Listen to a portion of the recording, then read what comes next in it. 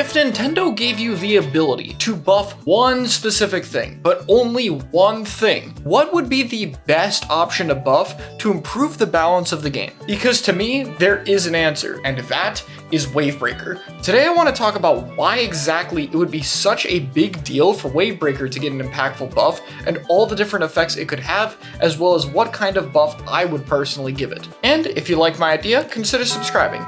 First off, let's talk about Wavebreaker being a pretty healthy special. Not the first time I've talked about this, so I'll try to go through it quickly, but I think something that has changed since the last few times I've talked about it is that the ability to locate people is a lot more important these days. There's more short-range, shark-heavy weapons like 52 or Roller being picked, meaning if Wavebreaker was a bit better at doing that, it would have a much more important niche that no other special can really do quite as well as it. Another positive of Wavebreaker I haven't really talked about as much is that Wavebreaker has a lot of different ways you can buff the special. This is a good thing because it means you don't have to worry about overtuning one attribute. Instead, you can give the special smaller buffs in multiple different areas, from things like location time, damage, wave size, height limit, HP, speed of the waves, the initial location effect, the list goes on. You can come up with tens of different ways to buff this special, which means there's a lot of different ideas that they can try. Finally, of course, is the standard stuff I've talked about with Wave before.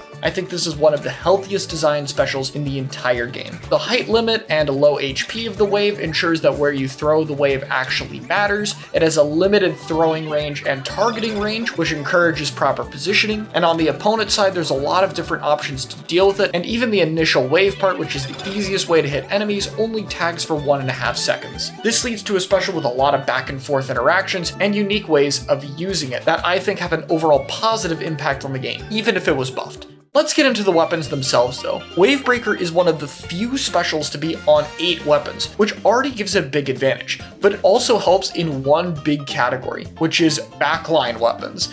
For anyone who hasn't been around in the past year or so of competitive Splatoon, backlines have been basically dominated by Pencil over here. And I don't think buffing Wavebreaker on its own is going to upset Pencil's dominance that much, but I do think Wavebreaker's buff is a lot more impactful than people give it credit for. The 3 anchor weapons that get affected by this are the Heavy Splatling, Wellstring, and E-Leader. Heavy is quite a good splatling to be played with dive comps, which are typically played with other weapons that are very aggressive and try to run it down constantly. Not only does Heavy have decent enough mobility to do this on its own, but it also puts out a lot of pain and is a very sufficient fighter, being able to deal with pretty much anything that doesn't outrange it fairly consistently. And Wavebreaker and Sprinkler on it actually synergize quite well to keep the weapon having a high uptime, as well as Wave providing additional sustain and location. Currently with Dive, we mostly see stuff like Rapid Blaster or even a bit of Bamboo, and I think Heavy would be another viable alternative that allows a bit more comp flexibility. Custom Wellstring would probably be the biggest winner here, as its ability to use point sensors more frequently to locate people, as well as having an excellent niche in helping area of effect comps, already gives it quite a decent bit of use right now, but having a buffed Wavebreaker would really add to that overall package. And currently I think the nice object damage of the weapon is very useful against walls and bubbles with the rise of stuff like 52 and weapons like Roller, Mint Decapitator, and even a bit of Zimmy. And look, I know Leader is not a weapon a lot of people are a big fan of, but I think Leader in Splatoon 3 with a healthy design special on its kit would not be that big a deal, especially given that it's already 210. Tacticooler means you do actually have quite a bit of opportunities to be able to run at E-Leader,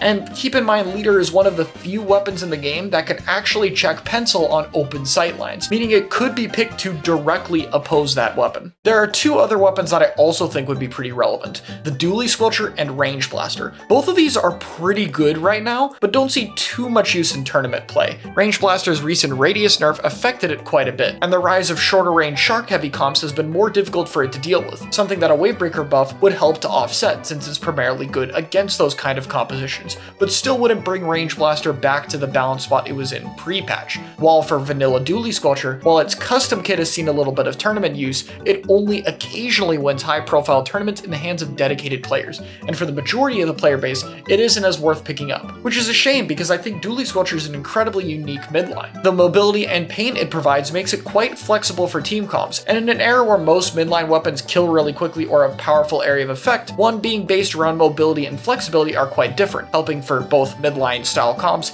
as well as dive comps. There's also another nice positive for this. 3 of the 5 weapons I just mentioned are also Kraken weapons. I know quite a lot of people dislike seeing Kraken right now, and so buffing the Wavebreaker kit is going to be a way you'll see less of it.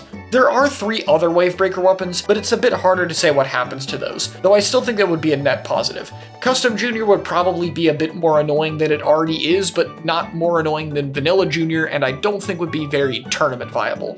Dread D is another one where, yeah, that kit probably still wouldn't be something that'd be too prominent in competitive play, but it would take a kit that's one of the most underused things in the Splatoon series and at least make it feel a little bit better. And finally, there's Paintbrush, which I almost forgot was in the game. This is kind of a wild card, as the mobility Curling Bomb provides makes this one of the stronger Paintbrush kits, and we haven't really seen too much of this weapon. Having a relevant special that it gets a decent bit might be enough to make it see tournament use, but it's kind of hard to say. We don't really have a lot of data on this weapon in higher level play. But given that it's a new Splatoon 3 weapon and not too many of those see much competitive use, I think it would definitely be interesting. So the wave buff would clearly help a lot of weapons, but how would I actually do it? As I alluded to earlier, I think it's better to give Wavebreaker multiple different buffs that are very small, rather than one giant buff to any individual stat. So there are 4 changes I would like to make. The main one that I want to do is the Wavebreaker location time. Currently this marks you for 7 seconds, which I think is a little bit low considering just how easy the waves are to avoid. So I think this should be buffed from 7 up to 10 seconds. This would make their location effect much stronger and incentivize avoiding it a bit more. The second change is also to the waves. I think they should be slightly larger. In fact, I would say you could double the width of the waves. That might sound like a lot, but look at it in-game. The waves themselves aren't that large, and even with double the size, you should still be able to short hop over it. So it wouldn't be that big a deal, but it should require a little bit more effort to avoid than it does now, honestly. Especially if Whale gets a damage buff because people got better at avoiding that. Come on. The third buff is probably the most niche one I have. Wavebreaker actually does pretty good damage to Wall, and I think it could do better damage to Bubble. 8 times sounds like a lot, and it definitely was when Bubble had its old HP, but it isn't nowadays. I think this should be increased from 8 up to 12 times damage, which would still make the waves not do that much damage to Bubble, but it would be a bit more impactful. It also means in the very rare situation you get the melee hitbox inside the bubble, you would be able to shred it with that, which is a pretty niche tech, so I think it could be more useful. Finally, a small HP buff. I don't mind Wavebreaker having pretty limited HP since placing it behind cover is important here, but dying to like one E-liter object shredder shot or stamper combo is a little bit too bad for me. I think it could be buffed from 400 to 450. Again, it wouldn't be that big a change, but I think it would matter a bit against specific matchups. And that's it. Just a bit of small buffs spread out over different areas that I think would make a big difference. This is a Wavebreaker that takes a little bit more effort to avoid, locates you for a bit longer if you get hit by it, is a little bit more useful against one of the main meta specials, and can tank just a tiny bit more damage. That, to me, would make it a much more relevant option, drastically improving a number of weapons in the game. But what do you guys think? Do you like my ideas for Wavebreaker and think it's the most important thing to buff, or is there something else? Let me know in the comments, and I'll see you all in the next video.